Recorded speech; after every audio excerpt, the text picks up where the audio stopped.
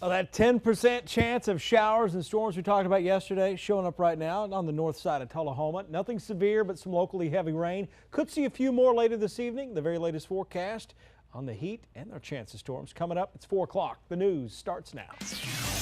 You're watching WAFF 48 News. We start with breaking news of a shooting in Huntsville. Police arrested Jonathan Scott after they say he shot and killed 16-year-old Mustafa Bearfield this morning. It happened at the intersection of 4th Street and 10th Avenue in Huntsville. Police say Bearfield was shot in the head and died at the scene. Investigators say Scott is charged with manslaughter. Right now, police don't have a motive for the shooting. WFF 48's Nick Law is on top of this breaking story. He'll have a live report at 4:30.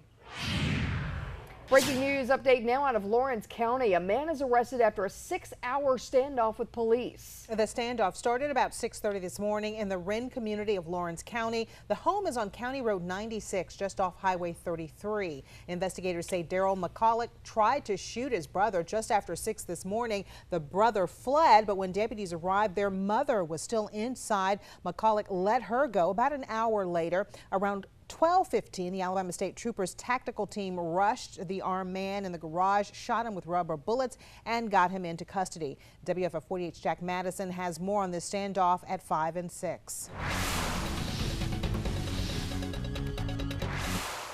Let's take a look right now up towards Tullahoma in Tennessee, just north of Timms Ford Lake. One shower there, and that is really all we have to show you on our First Alert million-watt radar. And as we're getting a little bit closer, we'll switch sources here and we'll show you up to the north. There's a lot of cloud cover, but here's that storm track here on that shower that's moving just on the north side of Tullahoma, tracking to the east-northeast. Here's Timms Ford Lake. I think this is going to stay well north of that. In fact, well north of Estill Springs up here. It definitely is going to stay north of Winchester, but this is moving to the east, and it will continue to do so, and probably will fade away here within the next 20 minutes or so. As I was mentioning, satellite shows quite a bit of cloud cover up here, some strong energy coming in. We talked about this yesterday, and the timing would most likely be after 3 o'clock, and so here we are at 4 o'clock with these isolated storms across northwestern parts of Tennessee. Doubtful we'll see anything significant around here, but there's still a 10% chance of a shower storm through your evening commute. We'll go 89 degrees and very muggy by 7 o'clock. We're going to go hour by hour through your forecast in just a few minutes. With his job on the line, Alabama's Chief Justice is moving for his case to be dismissed. Roy Moore faces charges stemming from his January order to probate justices to not issue same-sex marriage licenses. However, Moore's attorney says the Chief Justice is the target of a political game. Political reporter Michael Downer joins us now live with more. Michael? Well, Alabama's top judge is sitting suspended, but he is now moving to put an end to that. In fact, his attorneys say that the Judicial Inquiry Commission has no jurisdiction to bring the charges it did, and that every day that this case goes on, Moore and the state is facing irreparable harm. Now, Moore was suspended from the Alabama Supreme Court after the State Judicial Inquiry Commission decided to bring those charges, all because of a January order to probate justices to not issue marriage licenses to same-sex couples. Now, the Southern Poverty Law Center said that Moore has disgraced his office by disobeying the U.S. Supreme Court, but Matt Staver, Moore's attorney, well, he says that's not the case, saying that this is all more of a political attack on the top judge of Alabama, and that Moore was simply just following the law, going on to say in a statement, quote, "The Judicial Inquiry Commission lacked jurisdiction to issue the charges because they all deal with a legal interpretation that is beyond its authority. We have asked that these baseless charges be dismissed." Now, this will all be up to the court of the judiciary to decide whether or not to dismiss this case. If they decide to not dismiss it, well, that means we'll end up having to set up a hearing to move this process forward. Reporting from Montgomery, I'm Michael Downer for WAFF 48 News Now. In the race for the White House, Donald Trump revealed his campaign is shockingly low on cash. At the same time, Hillary Clinton attacked Trump's main claim that as a billionaire businessman, he knows how to put money into the pockets of middle-class Americans. Steve Handelsman has the story. Hillary Clinton charged Donald Trump's economic plans and his temperament are dangerous. Just like he shouldn't have his finger on the button, he shouldn't have his hands on our economy.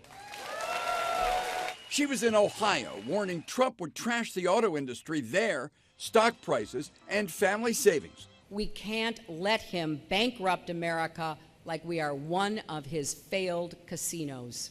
Now Clinton's campaign is richer, with $42 million 52 in her super PAC to Trump's under $2 million total. Trump, who met today with nervous Christian conservatives, put out his first fundraising email, but complained on Today Republicans are not contributing.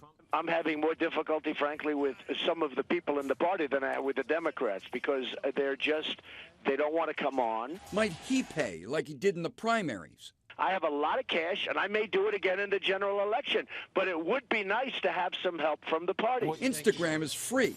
Trump fired back at Clinton. But debt for this country is a disaster, and Obama has piled it on, and she's been there watching. But Trump trails Clinton in 2 battleground states, 8 points behind in must-win Florida in today's Quinnipiac poll.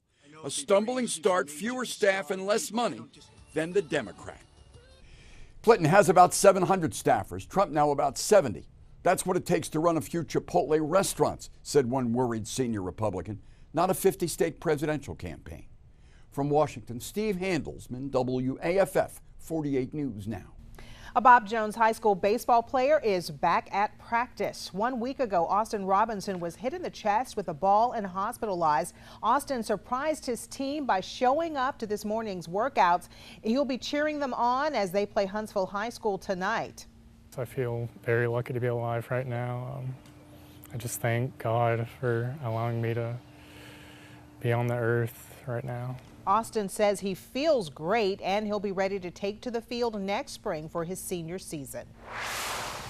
New at 4, dozens of teachers will be ready to kick off the new school year thanks to a local organization. The Huntsville Rotary Club donated school supplies to teachers at Lee High School and Huntsville High School. Club members packed the supplies and delivered them to schools. Cuts from the legislature have caused them to have to dip into their own pockets to pay for supplies for their own students. So we thought we'd come together, and instead of them dipping into their pockets, we'd go on ahead and give them a head start on the year with a box of supplies each. Over the past several weeks, Huntsville Rotary members have contributed about $10,000 in supplies. Organizers say this is their way to support public education in our city. Coming up, 2 sisters face charges after getting into a brawl inside an IHOP. The incident caught on tape. And firefighters in California battling huge wildfires while also battling the heat. We'll have the latest on the situation there. And Brad will have the latest on our hot forecast. An update is next.